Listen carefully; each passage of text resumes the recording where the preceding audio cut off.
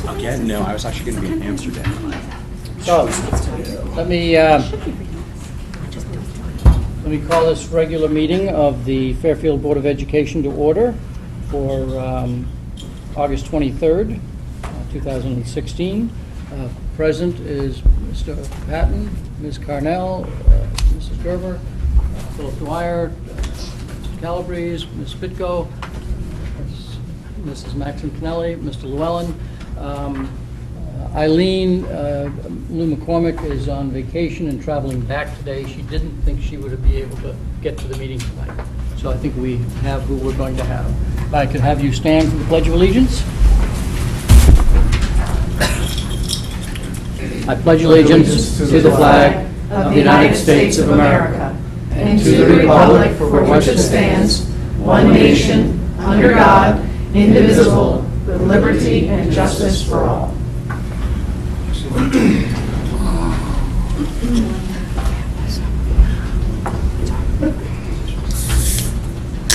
So we have no student reports. They don't start until school actually starts, probably sometime in October. So we go directly to public comment. And any member of the public wish to come forward to address the board on agenda topics, if they want to, if we're, yeah, on agenda topics. There are no voting items, so normally you would comment about the voting items at the time of the vote, but anybody wants to come forward and address the board. Hello, I'm Eileen Roxby, Principal Chairman, and I know that you're considering the waterfall changes, and I just wanted to say thank you for considering that. It would be good if you sat down, because the camera angles and the microphone is all based on, you know, the... All of that fun Yes. stuff. And we have an international audience, and... Oh, I don't have my stage makeup on. But I just wanted to say thank you for considering the change in the waterfall to continue Sherman's building project to completion. We've been waiting since '09, and you know, it's been a long process to wait for that to be completed, to go through Hurricane Sandy, to watch things, and so we're very hopeful that this will actually get done before I retire. So thank you very much. Okay, thank you. Anybody else wish to address the board, please come forward and state your name and address.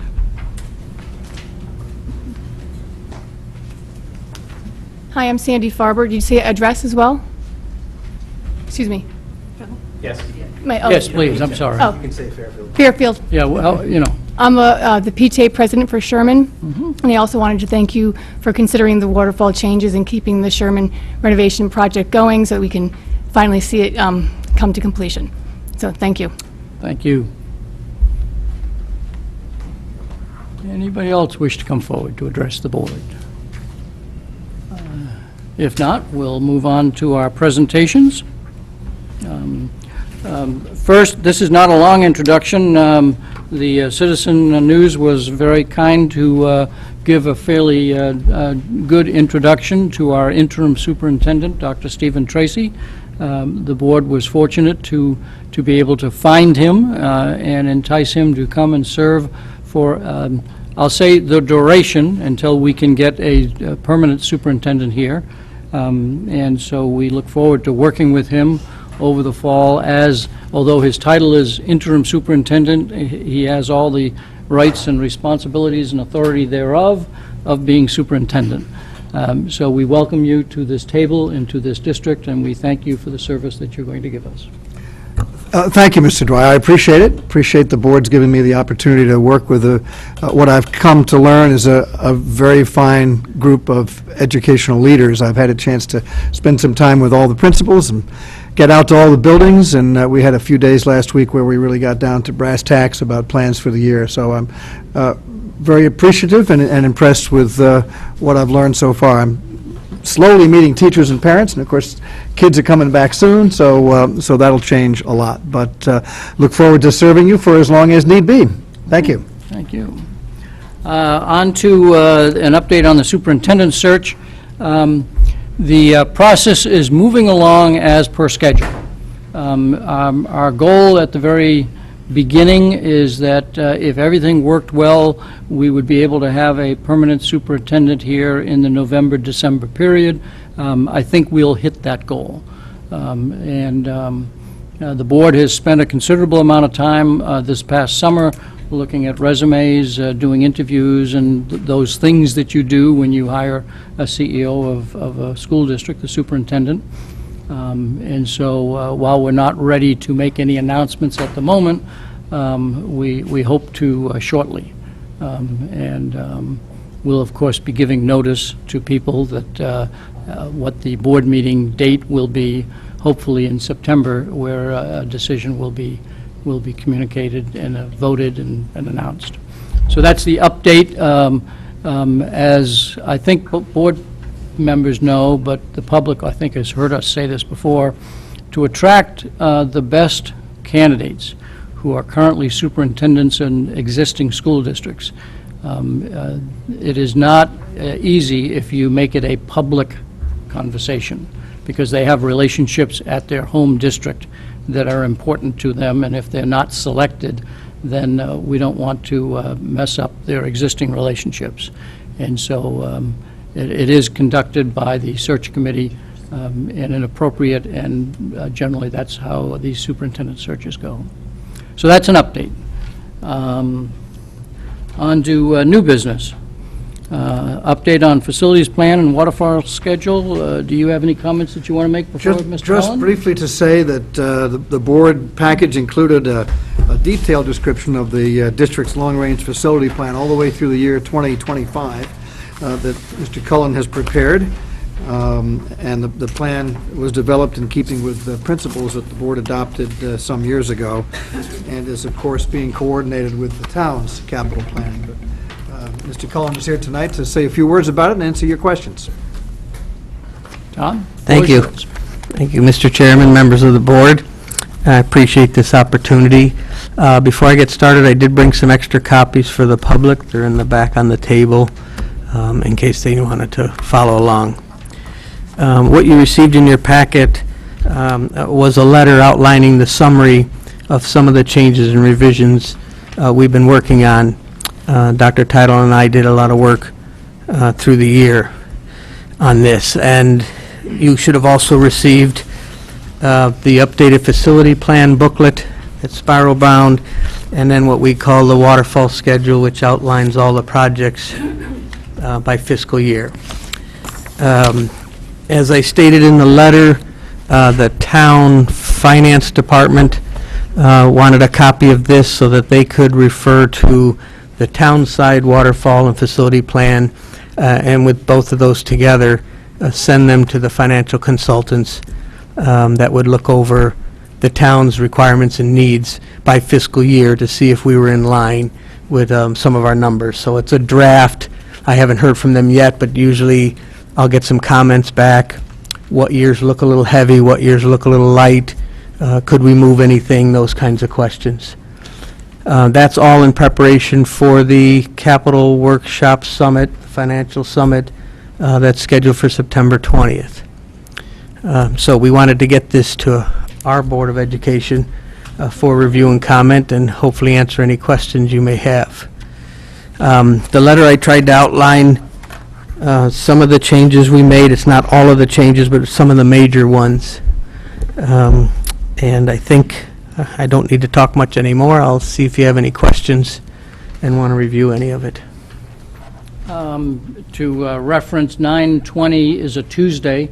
The Board of Finance scheduled the waterfall meeting for all town departments on that Tuesday, and that's why the board has been moved to Thursday, the 22nd. Since we're a significant part of the capital expenditure plan for the town, it's important for the Board of Ed to be represented at that capital workshop. Questions from the board? Ms. Carnell. Through the chair to Mr. Cullen, hope you had a good summer, you're nice and tan. You were out there putting up the fence at Mill Hill. Couple of things on these changes. Mill Hill Elementary, I'm not sure I understand that at all. Maybe you can just elaborate on the Sure. changes you're anticipating? Yes, if you recall, what we did, the changes to Mill Hill were to copy the changes we did for Holland Hill. So Holland Hill, instead of going in as one big, large project, we separated the initial funding piece for the consultant and the project team.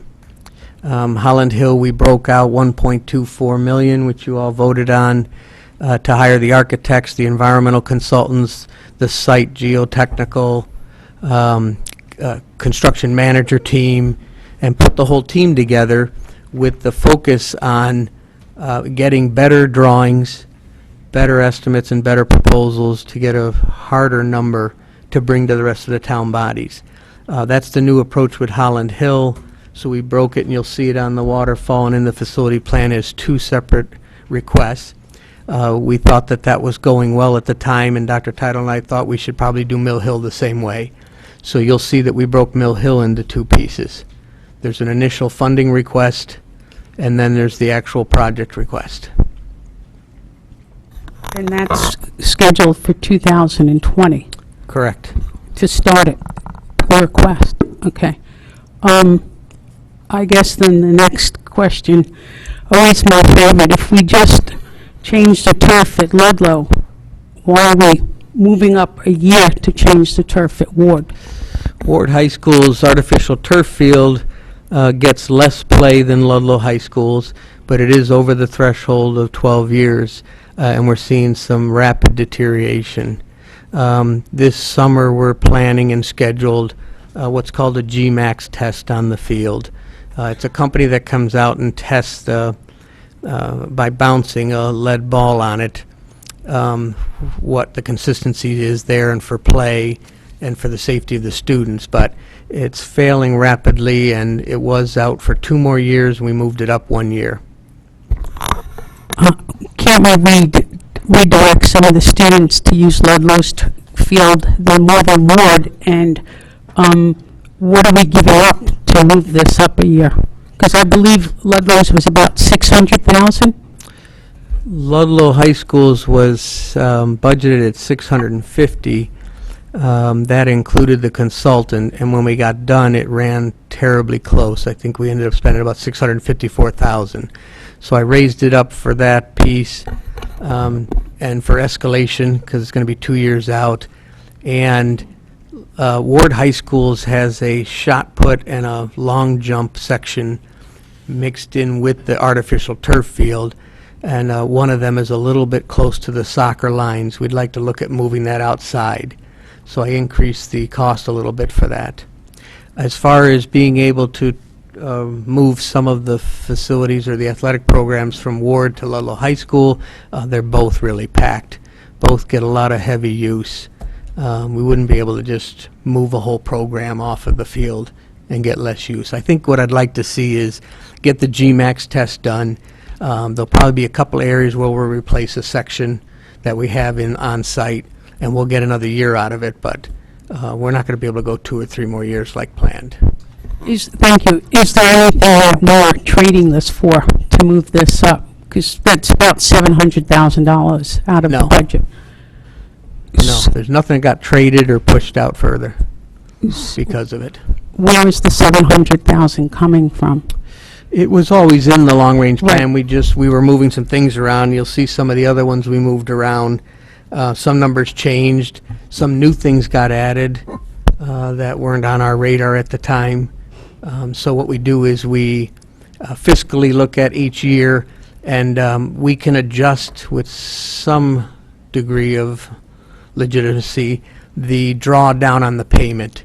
So if we have a very large project like Holland Hill, the town will ask us on a $12 million project, $15 million project, how much do you need the first year?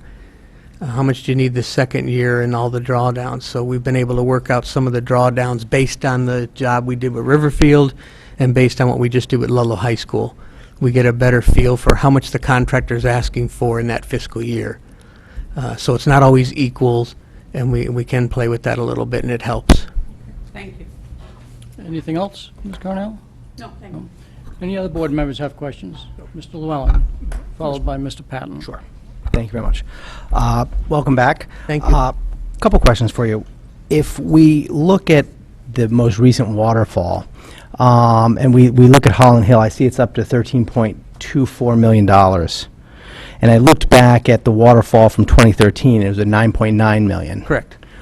What has been that $3 million change? Because I noticed you say that our new approach that we want to use going forward is to get better estimates. Correct. So we were off by, 30-some-odd% there. Yep, it's a good question. One of the things that happened, if you'll remember, when we originally looked at Holland Hill, the numbers that were in the old waterfall were for an enrollment of 462. The new enrollment projection now is 504, so they're designing per a 504. So certainly some of the cost was increased on the actual addition and renovation because of the 462 to the 504. Okay. Some of the other things that went up, we received better numbers and working proposal numbers from Riverfield and Ludlow High School and picked up on a lot of the site costs. We never in the past, in our estimates, were covering a lot of the things that are under the ground. When we put in a site number, we're thinking of when the contractor shows up, what's he going to do new? We're finding out that a lot of the school sites, the sewer lines coming in, the power lines coming in are all dated and old, and they're getting replaced, and it's a lot of the site work we were picking up on Ludlow High School and Riverfield. So we increased some of those numbers. We also had some better locker numbers. That went up 25,000. We had security and safety because of this vestibule design at Riverfield. We were covering most of the security and safety things, but not the vestibule piece. FF&E has been a number that fluctuates. Some of the schools have enough FF&E, fixtures, furniture, and equipment, and some don't. So we did some work with that number, and alarms and fire alarms have gone up in cost. We raised a little bit there. So that's why you see the increase in cost between the two. And what was the amount last year when it was approved initially, before the construction started? I think it was $1,240,000 that's been approved for the Right, so planning far. and portables. No. Thank you, though. What was the total amount? Oh. The total amount has changed. I think on the old plan, it was 9 million, No, I thought your statement, I think it was correct, about 9.9. There was an intermediary number. 9,170,527. This is the old number. Uh, Then the previous facilities plan that we approved in June of 2015, the total budget estimate was 9.170527. Correct. Okay. So that And this actually breaks it down. If anyone still has this, it actually is a really good way to compare the two, so you can see where the prices went So up. now Okay. there's a, And that was the 4-something. So it's a $3 And million. this was also the 462 enrollment. Sorry? It says here 462 right. capacity versus the 504, which is in the new one. Right, and I think most of that it was 42 student increase or so, at 3-point-something million dollars. So, I think it's probably more than adding an extra couple of classrooms. And I guess the question is, have you gone and revised, say, Mill Hill and we have a Mill Hill on here, and then the third phase of Jennings? No, where are we here? Hold on. Sorry. no, I didn't touch Jennings at all. That's too far out. Sorry, I meant Sherman. My mistake. Mill Hill, we did not. I left Mill Hill alone at 15 million, but broke out the initial team funding at 1.5. So that did go up by 1.5. Sherman, I didn't touch because we have a maximum threshold on that site. If you recall, Sherman is in a wetland zone. Correct. We can't go over 2% of the current cost or price of the school building, which works up to about 2.99 something million. And that's over what period of time? That's every 12 months. So that's why the project's been broken up into 3 phases. The first phase was the annex building, which was under 3 million. Then the state says you have to wait 12 months before you can submit another project. We then waited that time frame, and we put the addition and renovation in, which was just under 3 million. And then we waited the 12 months, but in that time frame, Sherman got pushed out through these waterfall meetings and some other school projects that took precedence. So now we're moving Sherman back to try and finish it at the 3 million. We can't go Okay. over the 3 million. Right, the 3 million per addition. Okay. Correct. So, and I guess another question on here is, if we take a look at our DCS reimbursement, our state reimbursement, I notice in 13-14 we have 7.7 million, and I'm assuming that is based on a percentage of the column above it. Correct. Is that a fair statement? It is a fair statement. So of that 7.7, where are we in collections from the state in terms of Ludlow High School and Riverfield? Has everything we've been submitted been reimbursed, and how much do we have No. left out there? No, I can get you a report on that, but the state holds back 5% for the audit phase. The audit phase takes a long time. It's usually 2 or 3 years after the project's done. They actually come down, meet at the town hall, want to look at all the books and everything. So they hold back 5% always. I would say that I can probably get you some numbers on that if you wanted to know. Sure, Like but Riverfield and Ludlow High School, where we well, are. those are the big ones that are sitting right there. And I guess, so are you saying that we've received 95% of it, or is it something likely significantly less? I would say if we're in very good shape, we received 95% of it, and the 5% is held for the audit phase. Okay. But I don't know at this time, talking to you, Yeah, that's fine. if we received the 95% But we haven't had any yet. rejected. Right. Okay. Along the way, they will show you and explain to you what is eligible and what's ineligible.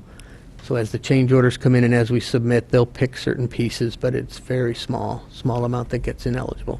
Perfect. Thank you very much. And then, oh wait, one last question here. So the 10-year period we looked at most recently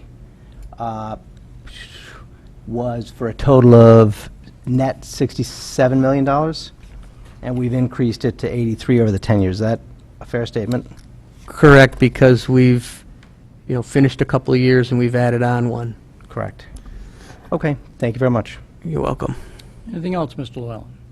Not for the moment, thank Any you. other questions from board members on, yeah, I'm sorry, Mr. Patton. Thank you, Mr. Chair. Through the chair to Mr. Cullen, of course. You didn't really give a reason why. I mean, certainly it's been a long time to get this Phase 3 in, of why we pushed it out so far and then brought it back in. Was there financial reasons why we could bring it back closer? Yes. Yeah, I'm glad you brought it up, because it actually was the town that called us through the 2015 summit. That fiscal year was over by about 3 million. It's just unfortunate for the Sherman community that it was actually 3 million they needed us to move. And when Dr. Tyler and I looked at it, it was the most feasible thing to move at the time. So Sherman got moved out a few years. Now that we've got Holland Hill in place, we've drawn down Ludlow High School and Riverfield. We've been able to look at those numbers and move it back, and we're hoping that it'll stay where it is and we can get it finished. Okay, so it's not a slam dunk necessarily right now. That's just what you're proposing back to the town, Correct. to move it back into 17. But I'm pretty comfortable. The town's had it a couple weeks now, and I haven't got a frantic call or email, so That's always a good thing. that's a good thing. In terms of, I guess the ed specs, were the ed specs for Sherman originally done as one full piece, or were there 3 different ed specs for the phases? No, they were broken up because of the reimbursement piece.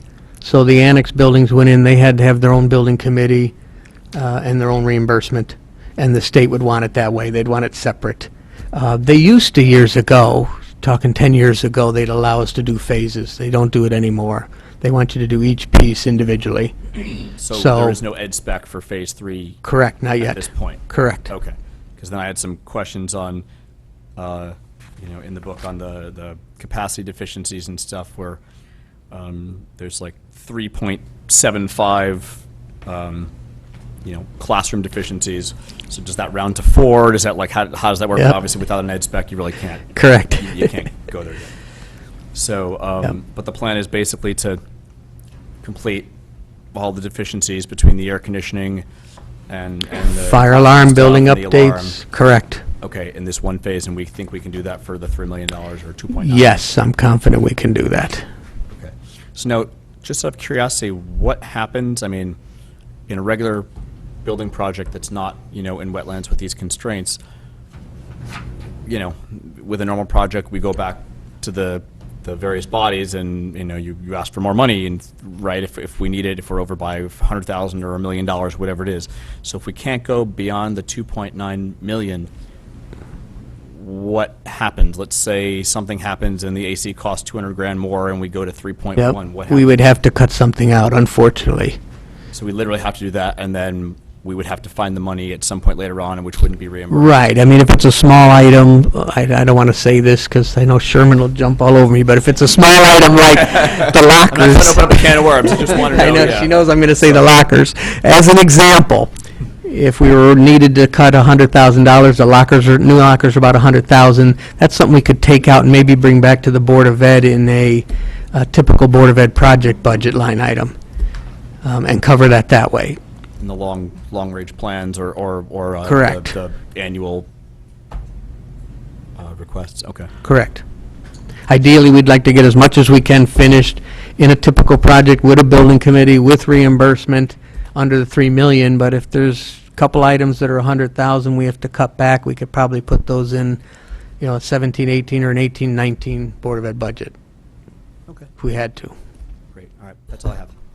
Mrs. Gerber has a follow-up? Yeah, just to kind of piggyback on that question about the costs, in comparing the two different facilities plans, the older one that had Sherman at 2021 and the new one which has it at 2017, they're both at 3 million, and it says at the bottom in the old one, Yep. total budget in 2021 $3 million, and this one, total budget in 2017. Yes. So would there be I would hope that since we're actually moving it back, that you wouldn't have quite the escalation that you would with Yeah, we something normally in- can play with that number, but since we have a max of 3 million, we can't go Right, over. no, and I understand that, but I would just think, I left would that. hope that the odds would perhaps I would be hope so, better. too. Because I could see it being, the Yeah. other way being a problem, but if you're dialing it back 4 years, Yep, hopefully you'll be able to certainly- stay within those Certainly a good parameters. set of documents and a good bidding environment Right. would save us in that area. Okay, great, Definitely. thanks. Thanks for bringing that up. Mrs. Gerber? One follow-up. Before I get back to you, Mr. Llewellyn, any other board member who has not asked any questions, have any questions? If not, Mr. Llewellyn? Sure, You're thank up. you. One of the, changes I do notice on here, though, is Fairfield Woods Middle School has $3 million in 16-17. That was not on the prior one, I don't believe? The roof? Yes, Yes, it was. it was. Yes. Fairfield, not the one I'm looking at. I'm looking at the one, I guess, the year before, 2013.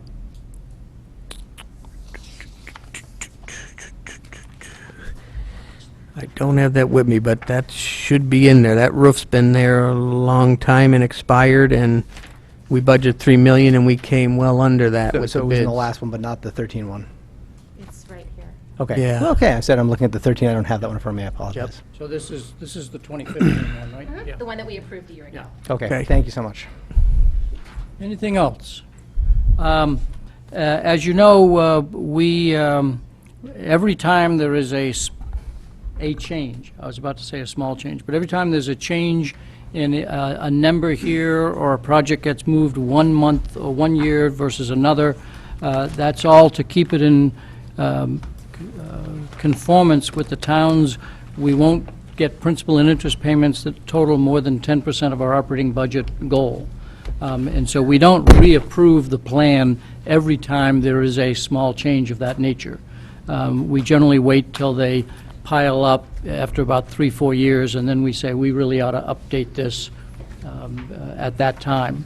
And although the document is presented to you today, Bob Mayer could call up Tom tomorrow and say, I need you to move this there and that there in order to stay true to the town's overall financing goal. So this is a good benchmark for us, but as we all know, projects are not approved until the RTM says they're approved. Mrs. Maxon Connelly. Just to clarify on one thing that you just said, when Mr. Mayor, if he were to contact the central office or whatever, is it with a dollar amount or a project that he would be looking to move? I assume it's still within our purview to decide the project. Yes, He would it's say if there usually was a money. dollar amount that was an Yeah, he'll issue. usually tell me, this year looks too high by 1.8 million or 3 million. Is there something you can move? Gotcha. Okay, And gives thank you. us that option. Okay, thank you very much, Tom. You're welcome. Thank you. Mr. Cullen, my apologies. So we have a series of minutes here, so let me read the recommended motions for each of them. That the Board of Education approve the minutes of the regular meeting of June 7th, 2016. Do I have a motion, Mrs. Gerber? Ms. Pitko? Any discussion? Seeing none, all in favor of that the Board of Education approve the minutes of the regular meeting of June 7th, 2016, please raise your hand. Mr. Patton, Mrs. Gerber, Mr. Dwyer, Mr. Calabrese, Ms. Pitko, Mrs. Maxon Cannelli, opposed? Ms. Carnell, Mr. Llewellyn, the motion passes 6-2. The next set of minutes is enclosure number 3, that the Board of Education approve the minutes of the regular meeting of June 21st, 2016. Mrs. Gerber moves, Mrs. Maxon Cannelli seconds. Any discussion on the minutes of the 21st? Ms. Carnell. Yeah, I'd like to make a motion to amend these minutes. And it's about a page and a half long, so I can either read it or I prefer to read it. So, excuse me. If I can ask for clarification, the amendment is a page and a half long, Well, and so I you want the think board... to get the essence, it would have Yeah, to you be. want the board to, I don't mind if you read it, but you want the board to act on it without having something in front of them? Yeah, I mean, it's fine, or I can pass them out. Whatever the Please. board prefers Yeah. is fine with me. I might. Is there a copy? Yeah, we have copies. Oh, great. And I know you asked for, but I just couldn't get to it with work. Thanks, Mr. Llewellyn.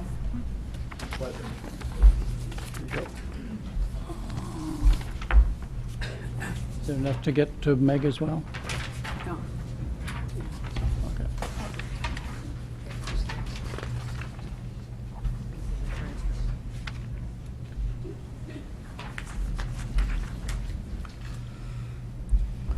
So the floor is yours. I didn't know if you wanted me to wait for everybody to take a look at it. This has to do with, excuse me, allergy season. This has to do with one particular section of the minutes. I can read the whole thing. I prefer Can you to. just make the motion first? Yeah, the motion is to amend the minutes as stated and have them put into the minutes with all these changes on here, As shown in bold. as shown in bulk and highlighted, and a gray line. And to clarify, there's nothing crossed out. You're just adding words to the minutes as shown in bold. That's correct, and I'm also putting the times to make it easier for whoever may need to go back to the tape, because unfortunately, we couldn't last time. So you've made that motion. Is there a second? Mr. Llewellyn, so you've moved and seconded to amend the minutes of the 21st, June 21st, as reflected on the sheet that you handed out with the words that are in bold. So what comments do you want to make in support of that motion? Well, unfortunately, at the meeting last time, we couldn't go back to the tape. So I took the time with the help of Mrs. Garber, who sent me the information, and put this all together and took it out verbatim, exactly what was said during the tape. So I guess, I can't see why anybody won't pass this, because this is exactly what's stated on the tape. And it wasn't captured in the minutes. Anything further? I'm sorry, what? Anything further that you want to make? Mr. Llewellyn? not yet. Seconded the motion? Sure. And actually, for the benefit of folks who don't have this, why don't we read it? Why don't you, do you want to read it? Go ahead, John, Sure. So if we look at the minutes and we move 3 or 4 sentences down, it says, Mr. Dwyer referenced an email and asked Mr. Calabrese if he had any feedback from CABE. Insert, Mr. Calabrese, yes, I can pull that up. Mr. Llewellyn, what email about CABE? Mr. Dwyer responded, you commented about whether it is best practice or not, so I asked if Mr. Calabrese got any feedback from CABE. Then the existing minutes say Mr. Calabrese said yes, insert, I did, and they also agreed that we should move forward like this and that it is a practice to do so. Then we go back to the existing minutes. Mr. Llewellyn asked Mr. Calabrese to read the email and said he found it interesting that CABE would recommend moving forward with a program through an exception that was distributed and wasn't shared with the board. Insert, Mr. Calabrese, I do not know where it went. Then the existing minutes say Mr. Calabrese read from the email, said CABE attorney Rebecca Adams recommended the motion as he stated. The board can make the motion and discuss. Board Policy Committee can address this in the fall. Insert, Mr. Llewellyn, could you please read me the question you asked as well as the response in full? Mr. Calabrese's response, that was the question. The email is, I can make this motion. The one I just did, make the exception. Mr. Llewellyn, so can you please read the email? Dr. Title stated, so it came from me, so I called them. Is being inserted ahead of Dr. Title added that he spoke to Rebecca Adams and confirmed that this was her recommendation. Then we move down 3 paragraphs. It reads, Mr. Llewellyn took issue with the way this was presented, and then we're going to insert, it was presented as though you had email correspondence with CABE as it relates to this, and this is the best way they recommended. Based on the fact that Dr. Title wrote you the email, I'm not sure that this is a fair representation. Then there is one word change here, he, because it was one sentence previously, said the correct way to handle this was to correct the policy. And then if we skip 2 paragraphs, the existing minutes say, Ms. Cornell asked for the tape to be read back for clarification because there was no, insert, because there was no confusion what Mr. Calabrese had said when he wrote the email. Mr. Calabrese wrote correct, and now I've clarified that, so I don't think we need to go back to any tapes, so let's move on. And then we continue with the remainder of the minutes. So those are the inserts. And I think the essence or the verbatim, however you'd like to take the words verbatim or the essence, is that we were presented that an email came from CABE supporting this, and that it was an email directly to a board member, when in fact it was a conversation that Dr. Title actually had with CABE and then sent that email. But that email was represented as the opinion of an attorney written directly, and that's very different from a conversation then transcribed. Any board members wish to make a comment? Mrs. Maxon Connolly. 2 points, and I'll keep it quick. First, to directly reference Ms. Carnell's, I don't know why any board member would vote against these, and it's because I have consistently voted against every single amendment that attempts to be a transcript. This has been presented officially, formally, to this board as being a transcript. We don't put transcripts in minutes, period. There was no effort here to capture the essence, and what's more, this isn't even a verbatim transcript, which, when you had raised the issue with me, Ms. Cornell, I asked Mrs. Gerber if she had one. She did. In comparing them now, this isn't even verbatim, but it purports to be a transcript. We don't put those in our minutes. That's number 1. 2, to Mr. Llewellyn's point, to interchangeably use essence and verbatim, to me, points to a board that needs to clarify certain terms then. They're not interchangeable. This is not the essence, and this is making an absolute mockery of the bylaw, which is supposed to be capturing the essence, which I thought these minutes initially did very well. Thank you. Any other comments? Ms. Carnell. Well, I think the mockery made at this board is that people are allowed to not tell the truth and nobody does anything about it. That, to me, is the mockery. And maybe that's why we need it transcribed verbatim, because there was tremendous confusion about this whole paragraph, this page and a half. So I don't think the essence of it was captured by Ms. Gerber. Further comments? Yeah. Mrs. Maxon Connolly. I think it was captured. I think that the confusion that exists was apparently on your part, and so in seeking that clarification, you have here your transcript, and so now you have your clarification. To have amended minutes where there was no confusion for anybody else is not the purpose of these minutes. It was very clear. There was an email with information. I made clear that I had started the initial conversation, that this is and we're talking about, now you're making an argument also for transcription service, and yet you're thinking that that would be a good use of funds, and then you're arguing about a turf field. I'm still talking, please.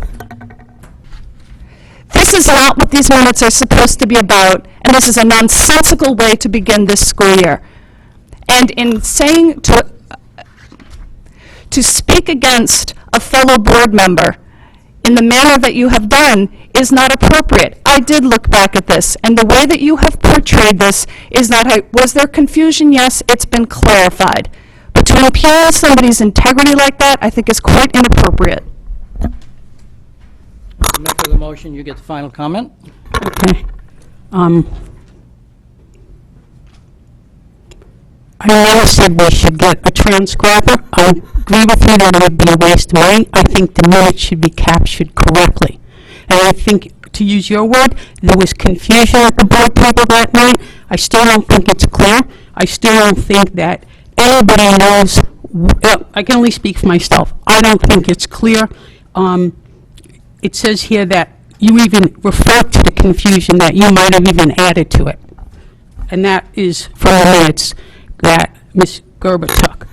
So, to me, it is still not clear whether the email, why it was stated that Mr. Calabrese wrote the email and then Dr. Title chimed in and said he didn't. It was from Dr. Title. So, yes, the confusion to me still is as to who wrote the email. Thank you. On to the vote. Actually, I have a further comment, thank you. I haven't recognized you here yet. Mr. Llewellyn. In reference to Ms. Kennelly's comment about transcription in essence, it doesn't really matter. Okay, verbatim in essence, excuse me. It's almost irrelevant, because if we do an essence, then we're not capturing it correctly. If we do a verbatim, it's not captured correctly. So it doesn't really matter how we do it, because the person who holds the pen is the one who writes the minutes, and changes have almost never been approved. So I think the point that's trying to be made is, as a board, we should have respect for one another in terms of presenting things straightforward. And, if you read through the additions, things were not presented straightforward. They were represented as though council had given an opinion in writing. That's why I asked 3 times to have it read verbatim. So that's not reflected in the essence or in the words that I asked 3 times, and that it went back and forth a few times. So whether it's essence or verbatim is what it is. At the end of the day, this board is going to have the minutes that it wants, and, we're going to reflect, hopefully, what we feel happened, because anyone who wants to watch the tape can see that. Thank you. The amendment that is on the table is to amend the June 21st minutes, June 21st, 2016 minutes, as presented on the sheet that was handed out, by adding all of the words in bold. All in favor of that amendment, please raise your hand. Ms. Carnell, Mr. Llewellyn, all opposed? Mr. Patton, Mrs. Gerber, Mr. Dwyer, Mr. Calabrese, Ms. Pitko, and Mrs. Maxon Kennelly. The motion fails 2-6. On to the main motion, that the Board of Education approve the minutes of the regular meeting of June 21st, 2016. All in favor, please raise your hand. Mr. Patton, Mrs. Gerber, Mr. Dwyer, Mr. Calabrese, Ms. Pitko, Mrs. Maxon Kennelly. Opposed? Ms. Carnell, Mr. Llewellyn. Motion passes 6-2. The next set of minutes are enclosure number 4, approval of the minutes, that the Board of Education approve the minutes of the special meeting of June 29th, 2016. Mrs. Gerber moves. Ms. Pitko seconds. Any comments on this? Seeing none, all in favor that the Board of Education approve the minutes of the special meeting of June 29th, 2016, please raise your hand. Mr. Patton, Mrs. Gerber, Mr. Dwyer, Mr. Calabrese, Ms. Pitko, Mrs. Maxon Kennelly. Opposed? Abstain? I wasn't there. Yep. You were there. No, I wasn't. I came in at the last minute, so I wasn't allowed to vote. Okay, so abstaining because you weren't there.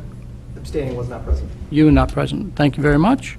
The motion passes 6-0-2.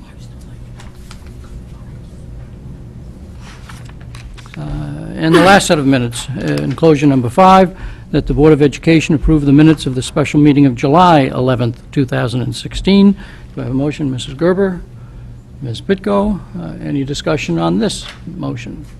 Seeing none, all in favor that the Board of Education approve the minutes of the special meeting of July 11th, 2016, please raise your hand. Mr. Patton, Mrs. Gerber, Mr. Dwyer, Mr. Calabrese, Ms. Pitko, Mrs. Maxon Kennelly, opposed? Mr. Dwyer? No, I wasn't there. Oh. I'll be abstaining. You'll be abstaining. You weren't present. Or abstaining, Because I wasn't there. you weren't there. And Mr. Not present. So, 1, 2, 3, 4, 5 in favor, 3 abstaining. Correct? 503. Thank you very much.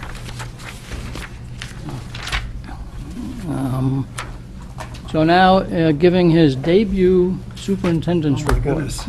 The pressure is on, huh? Three items I'd like to share with you tonight. The first, the board package includes a list of important district-wide improvement initiatives that the staff is undertaking for the year ahead, keyed to the district improvement plan that was adopted last year. Also included is a list of initiatives that were actually completed last year and are now part of the district's regular and ongoing operation. Our directors are here this evening to answer any questions that you may have about either of those lists.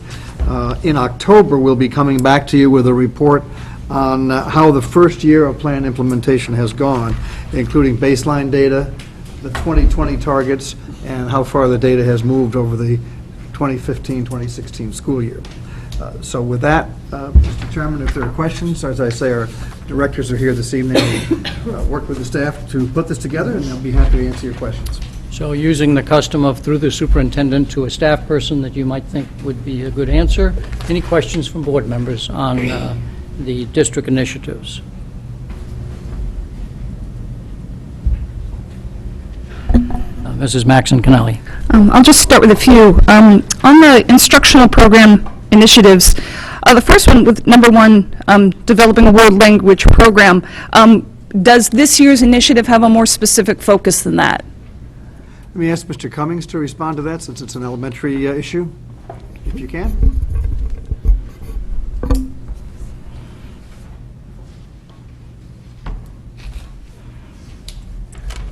Good evening, Mike Cummings, Director of Elementary Education. In the current, I want to just make clarity on the question. In the current or the updated district improvement plan? Just in the district, district-wide improvement initiatives for this year only. Just looking to my memory refresh, is this meant to be targeted at a grade, or? Yes, and in fact... That's all I was looking for. Yeah, and when you see the school improvement plans, it's specifically for the implementation of the curriculum in grade 3. Okay. And then my second question, and is also through the chair to Mr. Cummings, regarding the math text, I didn't know where that would appear as I didn't think it was in the resources, was it? In terms of the ongoing professional development, because I know obviously with the textbook that we ended up supporting, that one of the key elements to that was the professional development which accompanied it. Did that just not rise to the level of a district-wide initiative? And I say that only because I noticed some of the other program reviews and curricula that are mentioned here. So I was just wondering if there was, is it number? Okay, so I guess, thank you, Mr. Llewellyn. Would that be just captured under number 8? It is captured. Yes, it is captured under 8, and again, in the school improvement plans, you will see a line directly related to the use of the, particularly around the resources, but also the professional learning that will occur at the school level to support the new math program. And so that will be a year, that wasn't just a summer and now we're setting up and running. we have a lot of It'll be work to going- do. That's what I was hoping for. Okay, thank you. You're welcome. Any other questions from board members on the district-wide improvement initiatives for 2016-17? And Mr. Cummings, just before, is it? No. No, okay. We're good, thank you. Mr. Llewellyn. I guess this is a general question. As we look at team and improvement plans, we talk about 11 and 12 here to continue to improve the effectiveness of data teams at the school grade, best practice models to improve alternative. And both of these note that it's year 2 of 2, which means that we should have had 1 year of success under our belts. I think it'd be great for the board to get a presentation on the data teams, the use of data, how it's been used, how it's improved, because we've all heard a lot about it for years now, and to have a presentation that's pretty specific in how it's being used, because I know a lot of people talk about, oh, we take too many tests, and there's too much focus on testing and the like, but it'd be great to see how the data teams have actually compiled information, used it, and then turned that into an improvement as we're heading into our second year. And I think in light of the expansion of adding outside folks into the alternative high school to understand where what best practices are being discussed, and what successes they achieved in their first year as we look at their second year. Thank you. Any other comments, Mr. Llewellyn? Let's see.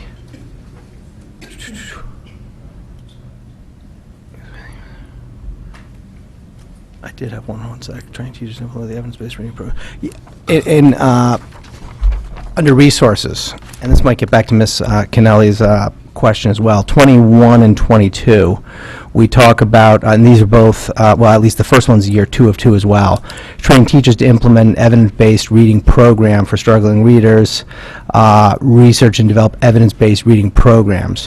Which programs are we talking about? What are we using? What have we compared, and how have we arrived at the programs that we're using? Mr. Cummings, can you respond to that question about, and actually it might involve Dr. Boyce as well. It's a K-8 question.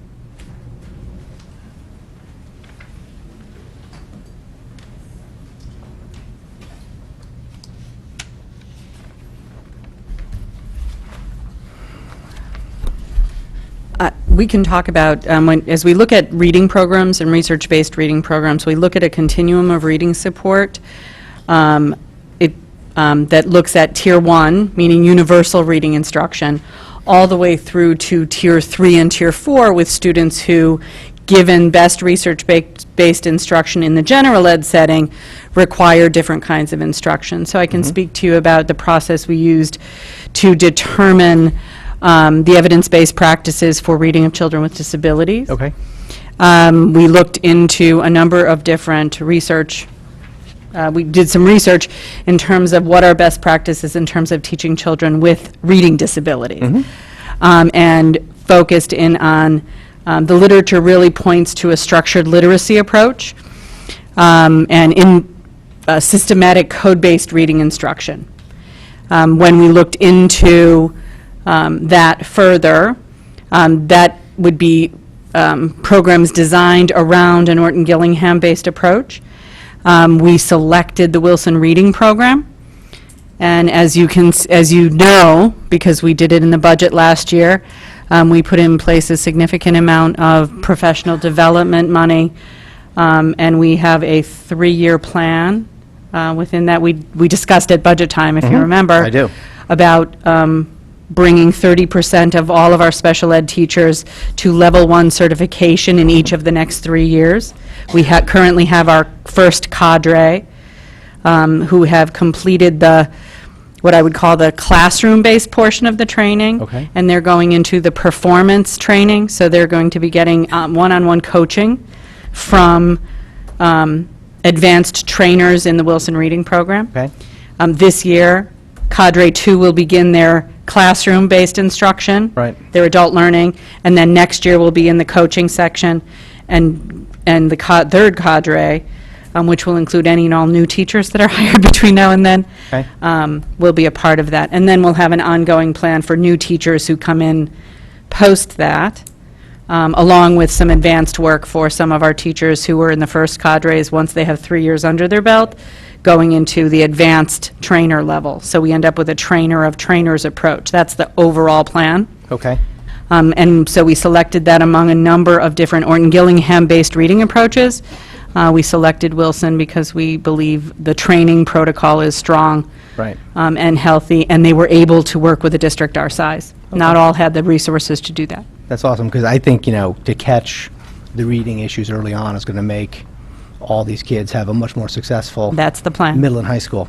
Okay, thank you. And then, in terms of no, I'm good. Okay, thank you. You're welcome. I just, if you don't mind, I'd just like to add to that, as Ms. Leonardi mentioned, the core program, again, there will be more detail on this in the school improvement plans, but as we talked about last year, at the core program implementation in addition is the addition of word work or phonological awareness work that will be implemented in our all of our K-1 classrooms and for grade 2, 3 students and so on who need it as an intervention. Okay, thank you. Anything further, Mr. Patton? Not sure if, through the chair to maybe Dr. Tracy, I'm not sure which team member this might apply to. In terms of number 10, using vertical teams to conduct instructional rounds in math, language, arts, social studies, science, and world language. So we do that now currently, or we've been doing that for a bit. Does anybody have an answer in terms of what the improvement strategy is going to be to take what we've already done with that area and enhance it, improve it, do more of it? I mean, is there what's the, I guess, the plan for that section for next year? I'm going to have to turn to my colleagues for that, and Ms. Parks can respond. Thank you. I'm still trying to catch up with all this stuff, so glad to have help. Perfectly all right. That's why you have a team.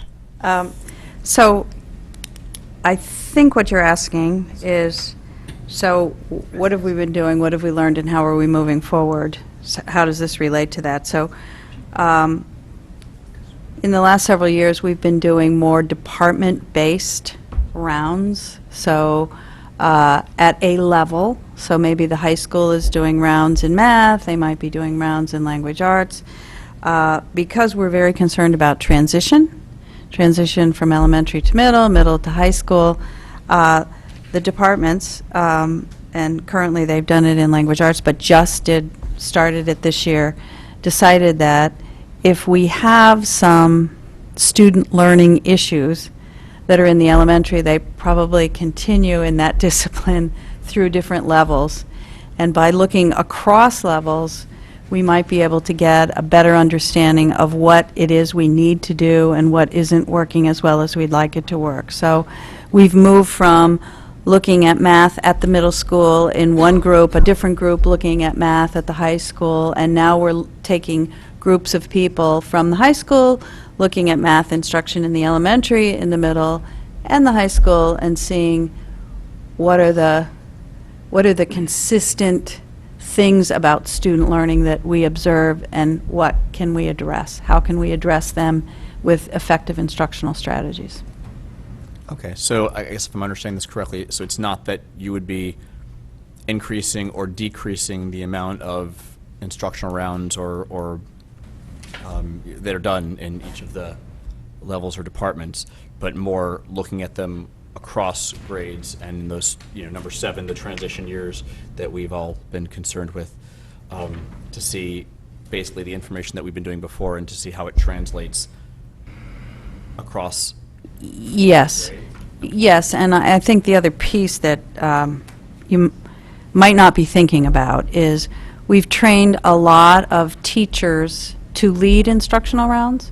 So what we have noticed is within elementary schools, within the middle schools, and within the high schools, some of the teachers within a department or within a grade level are conducting their own set of rounds to look at something that they're particularly interested in to know how effectively it's working. But the ones that you see on here, the initiatives, are as a district, what are we doing? What are we focusing on in this current year on instructional rounds? So now, because some of the other things we're looking at are transitions, we might invite administrators from across all levels and teachers from across all levels to join together and do rounds across the levels. Whereas that doesn't discount at one of the elementary schools or one of the middle schools or one of the high schools within a department. Teachers may be doing rounds within a course in a high school to see how each other are implementing a specific strategy. So one does not preclude the other, is what I'm trying to say. No, I'm totally with you. You get it? By the way, congratulations on your retirement and welcome back. Thank you. Thank you. Mr. Patton, I haven't had an opportunity, of course, to see the rounds practice in practice here in Fairfield yet, but I can tell you that it is, in my opinion, a very effective strategy for getting educators as teams to look at the actual impact of curriculum and instruction on young people, and then to reflect on where that may take us in terms of improvement. So I'm looking forward to seeing in practice a lot of good discussion at the administrative meeting last week about how this works and how it can be improved. Excellent, and I'm sure the report in October, you'll be learning a lot more about all of this fairly quickly. Mrs. Gerber. Through the chair to Mr. Cummings, I'm sorry to ask you to come back up again.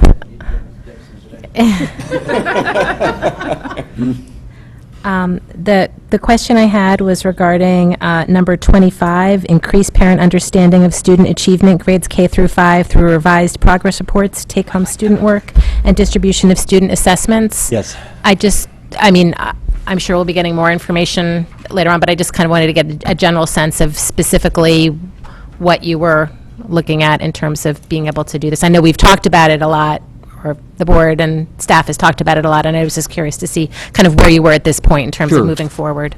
I'll break this down a little bit through the actual statement. Back in December of last year, we surveyed the elementary parents around changes they wanted to see in the progress reports. We also worked with our classroom teachers around changes they wanted to see in the progress reports. So over the course of the spring and in the summer, and in fact, I spent the afternoon, we've been updating the progress reports. We worked to do a couple things. One, to make them more readable and understandable for parents, also to reduce the number. The progress report was a bit overwhelming in length. We've also worked to bring comments into each of the marking periods where they were only currently or before in the first trimester. We were going to also work to get communication out around what those changes are and the rubrics around what those are. That's part of the work around the progress reports. It's an evolving process because, as you know, the social studies curriculum is going to be further revised and the science curriculum is going to be further revised. So the progress reports will reflect those changes as they come, but this is the first step to increase the overall communication around those and to give them more meaning for parents. We're also putting together a letter for parents, giving an overview of kind of work-at-home expectations, communication. The adoption of the new math curriculum material certainly allows us for more work, in a sense, to be communicated home. But we also are working with our teachers to develop a system-wide understanding of what work should be sent home and how it should be communicated. So that's going to be part of work both for our parents to understand as well as our teachers, and our hope is that eventually we can create a more comprehensive list and post it online per grade level to give parents some understanding of what, you know, you'd expect to see in reading and math, for example.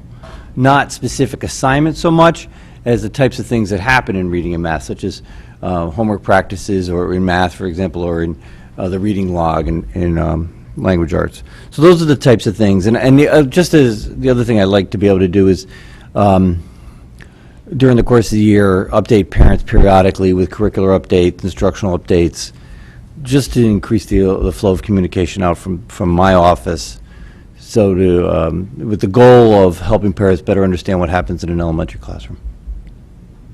So I guess this would also kind of tie into number 23 then, expanding the use of Infinite Campus, because I know that's one thing in elementary, it's really not used to the extent that it is in middle and high school. Right. And I know it's been discussed that there is going to be a push to increase that, because I guess my other question would be, how are you going to communicate all of these changes to the parents, especially when you have parents who don't necessarily always go to an Infinite Campus? So would you be having, you know, like a back-to-school night or through the PTAs? I'm just, like, and I'm sure you'd be sending emails or something home, but, you know, it's, Infinite Campus is such a great tool to share information, and I still feel that's one population that hasn't quite gotten up to speed with the rest of the parents. I think, well, for example, the parent letter that we're looking to distribute, we want to have ready for back-to-school nights, so we can actually put it in people's hands. Those are certain things that, absolutely, because I don't think people are as dependent at the elementary level yet on Infinite Campus as we would like them to be.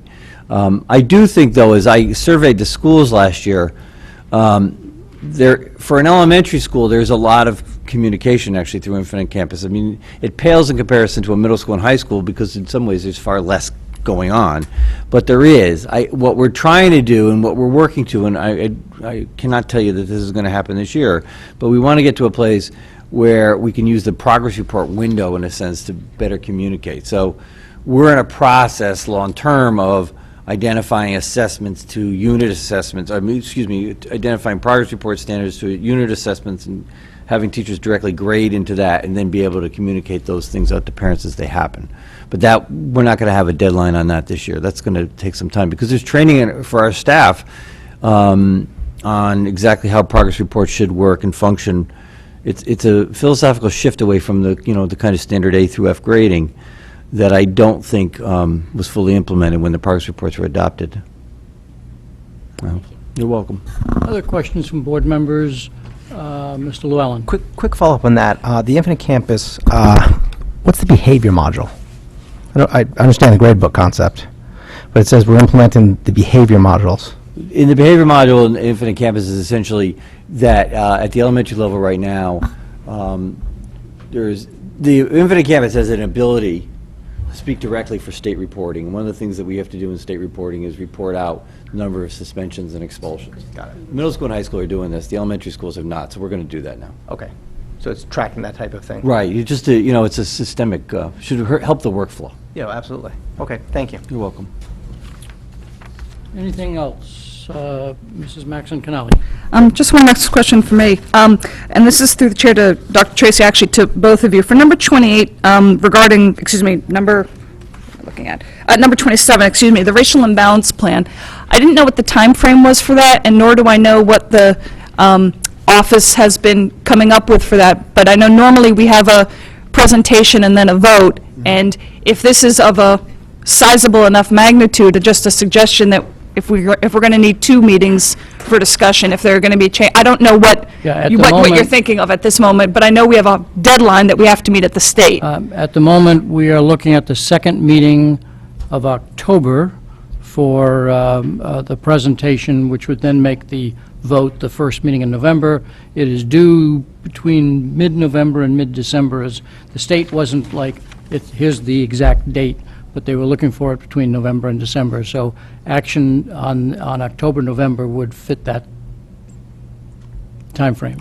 And so you don't think that, and I'm just asking hypothetically, you don't think there's going to be, obviously something like our district improvement plan, we could not have done that in 2 meetings with discussion and then a vote. It was of, such a sizable, things to get our head around and to talk about and to discuss and to question. You don't see this being like that 1 meeting for a discussion you think will be sufficient? Again, I'm asking this in the vacuum of not knowing what it is that you're, what kind of pieces you're thinking of. It's going to follow the presentation that Dr. Teitel had made as a report of our meeting up in Hartford, which is if we can move one of the preschool programs to a school that is closer to McKinley, we may get more parents opting for that, and so that's part of the thought process. Continuing with the idea that until Mill Hill gets built, we really can't address a longer-term solution. And I think the second item that he mentioned is whether we increase the number of out-of-district students. Right now, we collect out-of-district students through the Open Choice statewide program, and if we get a couple more like that, as you know, we're only, all it takes is 5 or 6 students to change the ratio to dip under the 25. So those are the kind of things that he talked about, I think, at the meeting, and I think the plan will build off of that. I don't think there'll be anything new beyond what I just mentioned. Okay. So that I'm not thinking it requires more than 2 meetings, but, I've been working from Dr. Titel's draft that I picked up from him last month, And I've also had a chance to chat with the young lady who's the board attorney at the state level as to timing and format. So that's the way I'm planning to approach it. Mr. Cummings has been very helpful because he's knowledgeable about what's going on at the pre-K level. So that's the direction we're taking. Okay, thank you. Mr. Llewellyn? Actually, it might be helpful to share that draft with the board, because I think some of those issues could be up for, as Ms. Kennelly says, more than just a meeting and a rubber stamp. If we're taking an open choice, that has an impact, it has a cost, it has a benefit. You're talking about moving a kindergarten, would it be into McKinley? No, not a kindergarten. A preschool, sorry? Pre-K. Into McKinley? No, into another school that would be closer to McKinley, because some parents have not wanted to have their kids go all the way over to the other side of town. And if it was at a school closer to McKinley and closer to their own neighborhood, that might make it more appealing to them and therefore boost the participation. As to the draft, I think once staff feel as though they have a draft that is ready for the board to review, then they can do that. But I think until they have a draft that they're comfortable with, staff all the time work on multiple drafts until they get ready for presentation to the Board of Ed, and we have not normally expected them to show us all of their management drafts. Okay. Well, and I guess, so would you be talking about that preschool in an existing school or a new facility? I think that's a discussion that the staff are having, and I was not trying to be specific as to exactly what's happening. I was trying to be general as to these are the kinds of things that are being talked about at the staff level. Okay. And I'm going to respectfully request a copy of the draft, please, because I'd like to see it at early stages rather than when people deem it to be complete. I think it probably has enough shape on it now that I'd like to see whatever the latest draft is. Any other board member would like it. I think it'd be beneficial for us all to see it, because these are 3 new concepts that I'm hearing now. So if I could get a copy, I'd appreciate it. Thank you. I'll be specific. When Dr. Tracy feels that his work product is appropriate for delivery to the public and to the board and therefore to the public, he'll distribute it. Okay. But And it is not our practice, nor will I tell Dr. Sorry, my apologies, Dr. Tracy, that he has to show work product. that's fine. And I'd like to see Dr. Titles, and if you need me to submit an FOI as a board member, I'm more than happy to do that. And I other- appreciate this is a big topic, and I'll work through it with the staff as quickly as I can and get you as much advance notice as we can get. But I do need some time to chat with the principals who might be affected, and we're going to do that as quickly as we can. Any other questions on the district improvement initiatives? Ms. Cornell, then followed by Mr. Patton. Okay, through the chair to Dr. Tracy, I think to Ms. Leffert. So, I just want to understand, there's 2 points. One is that we implemented a research-based common protocol to select the most qualified applicants for vacant positions, and I just wanted to understand that, which dovetails into develop a plan to minimize the impact of teacher absence on student learning. Could you reference the numbers for the benefit of the board? On the right page, it's 4.2, and on the left page, it's 19. Thank you. Ann Leffert, Director of Human Resources. So during the spring, we had a group of administrators working together to develop a new hiring protocol, which we implemented during the hiring season, which began early May. I'm very pleased with how it came out. We reviewed the process together last week during our administrative meetings and came up with some additional changes that we might want to make or improvements that we'd like to make to the plan. But it was a process that we got lots of feedback from administrators that it really helped them with the decision-making process. So that was the new hiring protocol. And then you asked about... Can you get into a little detail of what that was? Well, I don't want to go into too much detail because it's really something that we want our new teachers, or candidates for a new teaching positions, to be presented with information prior to their interviews, what they're going to be expected to do. But there were various components. It's not just an interview. There are other steps to the process. We solidified the reference checking process, and increase some of the activities that we might want our candidates to go through that helps us make a decision on a new teacher. As far as substitutes, we know that there's a national shortage. There continues to be a national shortage of substitutes. As the unemployment rate goes down, the availability of substitute teachers goes down. I'm working very closely with Bob Smoller of the FEA to come up with, we actually have a draft of a presentation that we're planning to make to our buildings to help teachers understand the issue that we're having with obtaining substitute teachers, especially during certain times of the year. So that's what we're working on there. Just to clarify, in terms of teacher absences, are we talking about, some of that, we have the flu for a day or two, or are we talking about somebody that's going on an extended leave? Not the extended leaves. We're looking at the day-to-day absences at this point. Extended leaves, we're very successful in getting substitutes there, as long as it's not last minute at the beginning of the year. If we have someone we know is going on a maternity leave or has a medical leave for some reason, we're very able to find substitutes in those areas. It's the day-to-day absences. Thank you. Okay? Thank you. Anything else, Ms. Carnell? It was a different topic, but if you want to... No, finish your... I just had, and I'm not sure who this is directed to, on page 2 on the left side, number 20, continue to expand options for mental health support for students. So I'd like to understand a little about how that's going to be done and what that means. Ms. Leonardi, help us out here. Andrea Leonardi, Director of Special Education. As you recall, throughout last year, we began the process in our first year with the Effective School Solutions Program.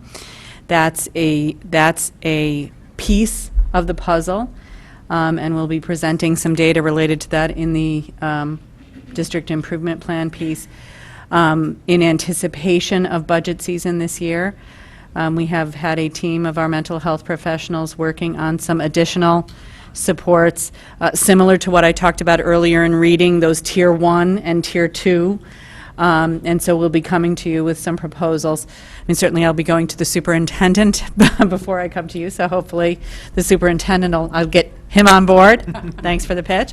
I'm going to go there first, but hopefully it will maintain, and I'll be able to share a proposal that some of our staff have created and taken a leadership role on, and I think it's exciting work for the next layer of supporting a population of students to help maintain high levels of mental health and be able to then use that in terms of student achievement.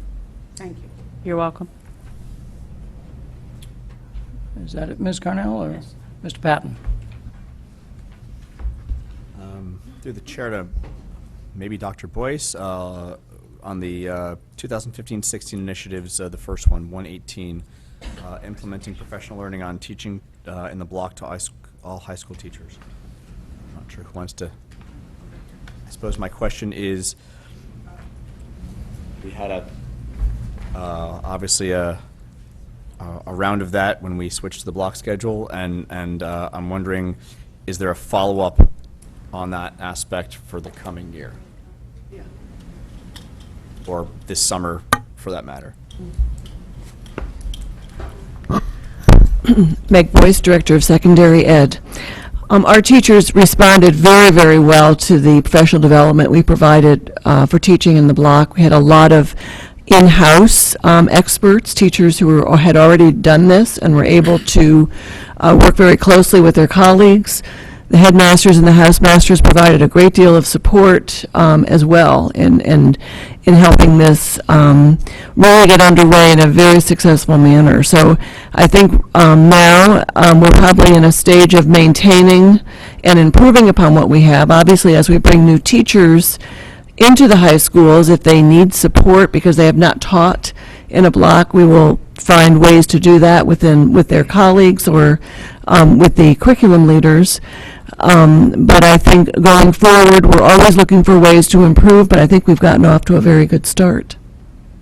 And I just wanted to add that the reason that's showing up on the completed initiatives is not that we aren't focusing on teachers teaching in the block schedule anymore, but rather than being a large initiative, we felt that all teachers needed support in teaching in the block. And now, Mr. Llewellyn asked about data teams, you asked a question about instructional rounds, so all of those tools and processes are happening. So for example, in math or in language arts, teachers may be meeting in a data team or a PLT, professional learning team, where they will talk about what instructional practices they're using and what they think will help students learn a particular thing. They may visit each other's classrooms in instructional rounds and say, how well is it going? So the professional growth hasn't stopped, but now it's become much more on the granular level, where teachers within specific courses are looking at each other's instruction, looking at the outcomes for students, and looking at the data to see if they're meeting those outcomes, and then reaching out and asking for much more specific to the teacher professional growth that they may need for not only teaching in the block, but teaching their specific content in the block. So it hasn't stopped, it's just this was a large initiative across all high school teachers. Now where teachers are more identifying their own particular professional growth needs as opposed to strategies for in the block. Okay. I mean, I know before he left, I had conversations with Dr. Title during the second half of the year about, you know, it's obviously the vast majority of teachers at the high schools, you know, managed quite well with the new type of schedule and whatnot. But you know, there were incidents where, you know, some teachers struggled to try and adapt to that format, and you know, material not, you know, possibly being covered by certain dates and that. So it's more of the follow-up to that sort of thing with the teachers, you know, that maybe, you know, had some issues, you know, in the first half of the year, and I guess maybe how was it addressed? I mean, that certainly wasn't in like the you know, the teacher evaluations kind of thing. That's more literally like professional development. So I don't know if we had extra things that we were doing or and ongoing and that sort of thing. Yeah, so I think this initiative was more about particular strategies that are effective in specific to teaching in the block that would apply to anybody. One of the things the high schools were able to do because of the block schedule is try to schedule teachers' planning time for teachers who teach the same course or in the same department, give them common planning time, and they actually identified that this is time for you to plan individually, and on these days we have an expectation that at least during part of that block you will not just plan alone, but you will plan with a colleague who teaches the similar course or the same course. And a lot of that sharing is when teachers determine, well, how is it going for you? What are you trying? And that's where they are able to say, well, I'm not sure I know how to do that. So some of the best professional development they can get is going into another teacher's classroom who is doing something really well. And so that's what I mean by it's more on the granular level now. So it's really those conversations, and then teachers have conversations with their administrator during the course of the year, which is related to the teacher evaluation plan, and how are you getting to your, do you think you're going to meet the goals that you set out for yourself? Well, actually, no, I'm really struggling with this. And it's the administrator's job to say, well, how can I help you? What professional development do you need? Where can we send you to get that? Do you have a colleague? And they may consult with the curriculum leader to find out how to get the teacher that professional development. But it's now much more specific to the individual teacher, just like for kids. And the other thing I would add is during the summer, the curriculum leaders pull together groups of teachers to work with. And one of the things they look at is they reflect back on the year and look at the pacing. And if they see if they need to make an adjustment in the pacing. And we knew that would be one thing they would have to take a close look at with the teaching in the block. And so some time was spent this summer going back over the curriculum and the pacing guides to see what adjustments, if any, had to be made in terms of addressing all the parts of the curriculum. Okay, that's great. And I wasn't aware of the, trying to arrange the teacher schedule so that they could, Yeah. do They've done a some- nice job of that in both. Yeah, that's a great idea. So I guess we couldn't do that before. So, all right, thank you. With no further comments, we'll move on to the education legislation summary Thank you both. that we get annually. You have in your package from the Shipman-Goodman folks a summary of significant legislation from the General Assembly's 2016 session that impacts what goes on in schools and classrooms. And I think best would be for people to ask questions if there's things that you'd like to know that I can answer or find out for you. The significant changes that I spelled out in my summary were, one, requirements with respect to protecting the privacy of student data. Two, some new requirements around what the school board's obligations are for students who may be expelled from school. And finally, an opportunity for those districts that wish to defer the changes in graduation requirements from the class of 2020 for a couple of years. Right now, the class of 2020 represent your incoming freshmen, and they will be held to a new state graduation requirement of 25 credits as compared to the 20 that's existed up to now. So this new piece of legislation that's mentioned in this package provides an opportunity to defer that if you were to wish to do so. Those are the highlights. Any questions on the work of our legislative leaders? Mrs. Maxon Cannelli, followed by Mr. Llewellyn. Just one quick question. Regarding the graduation requirements, I assume that then the board would be receiving a recommendation from central office in terms of because that's something in policy that we've been holding off on doing because no need to reinvent the wheel there. It's a fairly large topic. So I assume that will be forthcoming at some point. Yes, that's right. And we're still awaiting some clarification and changes from the State Department of Education. There are a number of amendments that would need to be made. The current policy, as I've looked at it, still references CAP testing and CMT testing and things that are no longer taking place. So I think the intention is to give the state folks a chance to finish their work so we've got the complete package, and then we can come to the board, or the administration can come to the board with a comprehensive set of amendments to your current policy. And as a comical follow-up to that, any idea of the timeline of the state on that? I don't have an answer to that. I don't know whether any of my I colleagues kind do. of was guessing, I but- think we would be jeopardizing ourselves to put a date out there for you. But there are a number of changes that will have to be made, discretionary. Do you want to defer, or do you want to stick with the schedule to bring the class of 2020 online as the current or previous legislation called for? And then cleaning up a lot of language that refers to tests that are no longer given. Thank you. Mr. Llewellyn. Actually, my comment or question, I guess, is to your first comment on student data. And I don't expect you to know the answer, but it would be good to know that since this law is coming into effect on October 1st, that all of our contractors and subcontractors are in full compliance with that. Just as a note, because, as I read it, and I actually saw it in some other journal I received, and I know that this is kind of a hot button, especially as it relates to some of the FERPA violations and student data, correct and erroneous, and review of the person identifiable. So it'd be good to know that we're actually in compliance. And I've shared this new development with our data leaders, and so I'll check with them, and happy to get back to you on what are we doing to make sure. Okay, Because you as a board are accountable not only for what your staff does, but what contractors may do in your name, so. Thank you. Anything further? On Mr. Patton. Sound like you're about to say something else. Just to piggyback on the graduation requirements that you started talking about. Jen got my first question answered.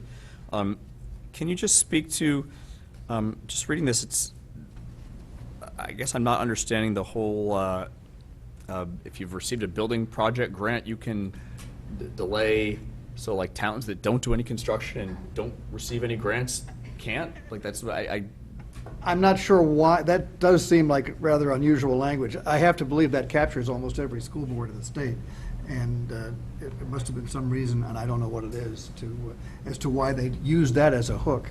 I suppose if you were a district that hadn't done any projects for the last many years, you wouldn't be qualified for this exemption. It was almost like a dangling carrot kind of thing, like we're rewarding you because I'd have to check of... with the folks at Office of Legislative Research who know why it was written in that particular way. But clearly this district would qualify, and every other district that I'm aware of has had projects reimbursed by the state over the years. It just read very strange, Yeah, and I didn't know, I'm like, why would that matter? But okay. Anything else? Not. Move on to summer 2016 work and projects update. Mr. Cullen? Ask Mr. Cullen to come back to the table, and in my travels around all the schools, I've seen evidence of a tremendous amount of improvement and work that's being done and ongoing even today. And you have a summary from Mr. Cullen. And It's enclosure number 8. Mr. Cullen? Thank you very much. It's really just informational. I'm very pleased with a lot of the improvements we did at the schools. It's very impressive if you get a chance to drive around. 4 big paving projects we did at the schools that just turned out fantastic. The new exterior lighting at Dwight is just beautiful. There's just a bunch of handful of projects that when you drive around and see, the improvements are just fantastic.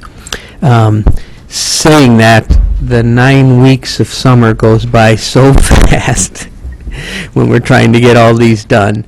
There are a handful that won't be finished in time for school to start. None of them are really critical. I mentioned it in the letter. Boilers, we know they take a long time to order.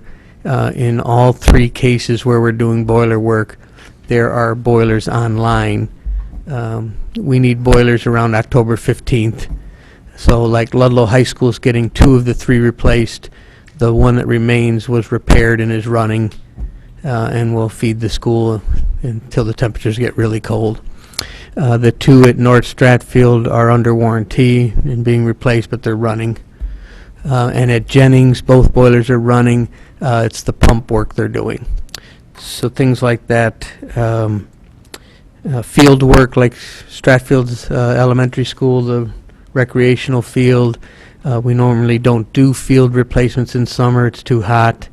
That is going out to bid soon and will be ready to work on in October. So we knew that ahead of time. A couple of the ones that surprised me were the Jennings playground. Equipment took 12 weeks to order. He's running a little behind, so we're trying to push that ahead and get that going. I've talked with the principal. And a couple other small flooring jobs we wanted to do. When we went to pull the carpet up, they have vinyl asbestos tiles under them. We didn't expect that in a couple locations, so we cover those back up until we can seek the funding for the abatement. And I think the Dwight playground is to replace the stairs going up to the playground. He believes he'll get all the concrete in, but we might be missing the railings, which are a long lead item, but we can get by with that. So nothing really major. Generally, I wanted this to give you for informational purposes. Many of them on this list are right out of the budget. A lot of them fall under other categories like paving or painting. And then there's a handful that we didn't even start because we knew we wouldn't get them going, such as Tomlinson Middle School, the gymnasium hardwood floor. That's a very big project. There was no way we were going to get that designed, bid out, accepted, the wood ordered, and finished in time. So we'll work on those and hopefully go out to bid in the January-February timeframe, have the award ready end of March, beginning of April. They can order all their hardwood and material and be ready to start as soon as school closes in 17. So I'm happy to report we're in very good shape. Any comments Comments or questions from board members? Mr. Patton?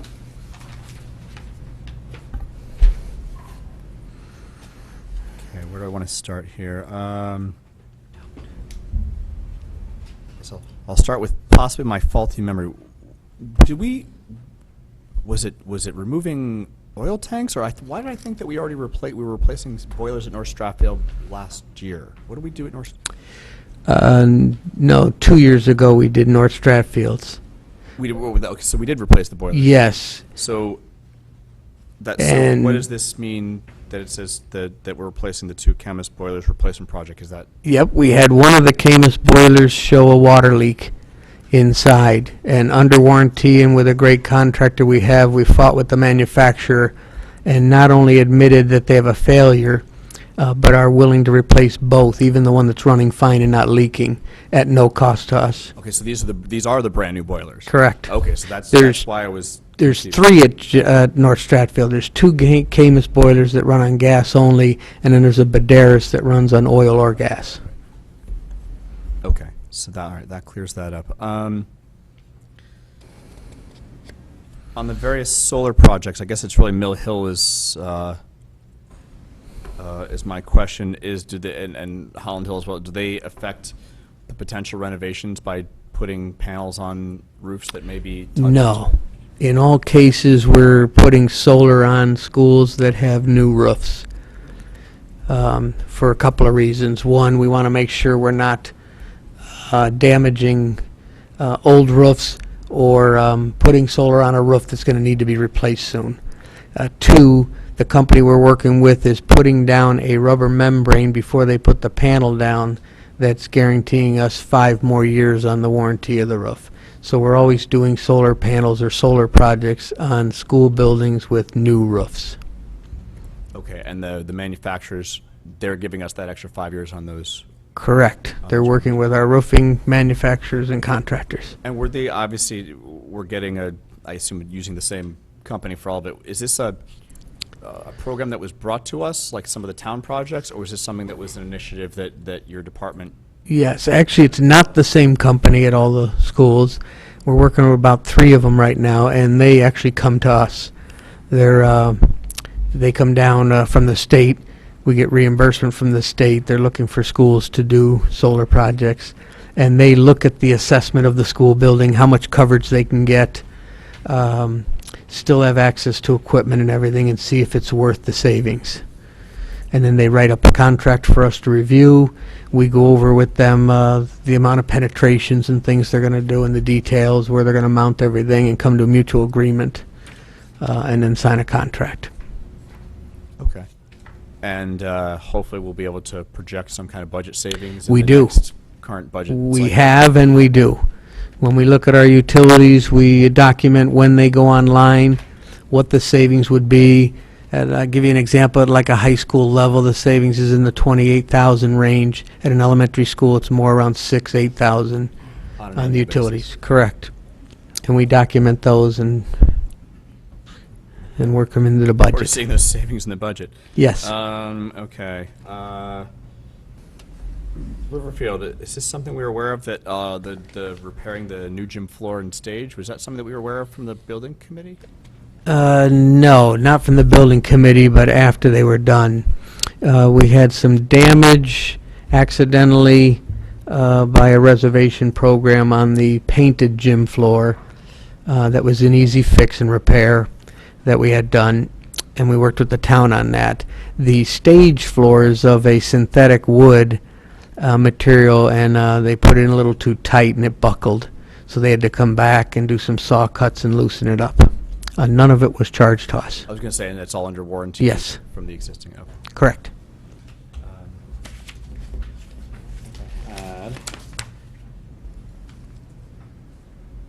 Probably embarrassed myself by asking this question because it was in almost every school here. Under the safety things, I wasn't sure, and I believe my 12-year-old kind of spelled it out for me, but under the security safety upgrades, lockdown porta buckets, is that what I think it is?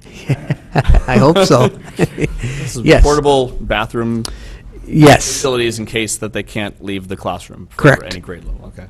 Yep. Okay. No more detail is needed. No more details needed. We're good with that. Okay, that's all I have. Thank you. Thank you. Any other final questions?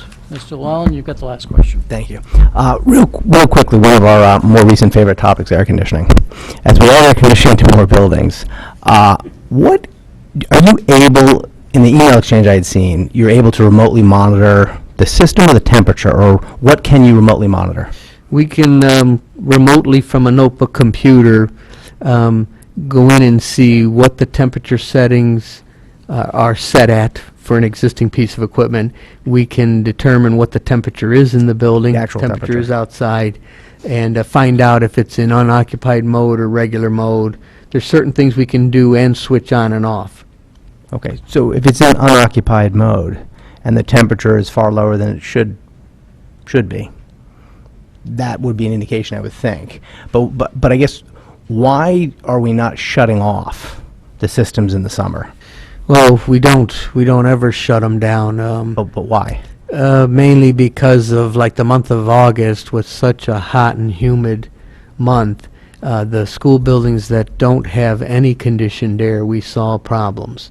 We see humidity problems, moisture, even VCT tiles start to pop and loosen. Okay. It is really affecting the schools. It really affects the school books, areas that are carpeted, libraries. So where we do condition the schools, we want to regulate the air and temperature and climatize it. In what we call unoccupied mode, is it raises the temperature. Regular mode, we're looking at somewhere between 68 and 73 degrees is what we want comfortable. Unoccupied mode is like 75 to 79. And if you notice through August, there were many evenings where the temperature was 81, so these units were kicking on. Right. And they need to condition the school, otherwise things like high schools that have laboratories and all this equipment stored in there are going to see damage if they don't. And I get the moisture concept, but we couldn't achieve that at something slightly warmer than 75 or 80 for unoccupied? No, not occupied mode. Unoccupied now. Yeah, unoccupied, I haven't seen us go any higher than that. I did want to bring that to the attention of some of the engineers we have working with us now to see if what the intent would be or what the savings would be if we did go a little higher. Yeah, I mean, because if it's 100 and if it's 100 degrees outside and we're you not have it trying set to at force it down. 85, you're still pulling all that moisture out because it's running. Correct. But we're saving, I would guess, Correct. like last couple weeks, a small Yeah. fortune. The other people I'm dealing with are the custodians. They're trying to mop and wax the floors, so the higher the That's a good temperature, point, too. the sealant isn't sticking. Right. So we're working on that. So Okay. And are they zoned, so you can work on one section of Yes. the building and... in most cases, yes. Not as much as I'd like to see it. Hospitals are zoned by room. School districts and school systems do 10 to 12 rooms on a zone. You just have to ask Phil Generally. at the next budget if you can't get it by room. Okay, thank you. Yes. If there are no further questions on that, we'll move to committee liaison reports. Any committee or liaison reports from any members of the board? Mrs. Gerber. I just wanted to give an update on Osborne Hill. The building committee met last week, and they're going to give the connector another shot. They're going to put it out to bid in September, and hopefully get some bids back that will be within the amount of money that they have left, which isn't a tremendous amount based on previous, obviously. If they had the money, they wouldn't be rebidding it, but, so I'll probably be able to report back in October or November as to where that stands, but obviously no work would be taking place until next summer anyway. Thank you. Any other committee or liaison reports? The Holland Hill Building Committee has their next meeting on August 25th this week. As reported, they're on time, they're on budget in terms of the $1,240,000. That doesn't mean that some items are a little bit more expensive, others a little less. They've worked it out within their contingency. That is, as you know, just the planning and design phase of the project. Once they have firmer numbers, then they'll bring that project forward for full funding to the appropriate bodies, Board of Selectmen, Board of Finance, and RTM. That's it for Holland Hill. Are the portables? So wait a second, Mr. Llewellyn, followed by Mr. Patton. That was my question. Are the portables in place now? The portables are in place. Do they have some hookup, or are they like all done, Mr. Cullen? Sure. Portables are in place. The item we're having difficulty with, which we just heard today, was the UI electrical connection. They're a little behind and told us the best they could do is August 31st, so it's going to be a little close to get them powered and energized. But if you get a chance to drive up there, they're in place. They look great. The security fencing is around them.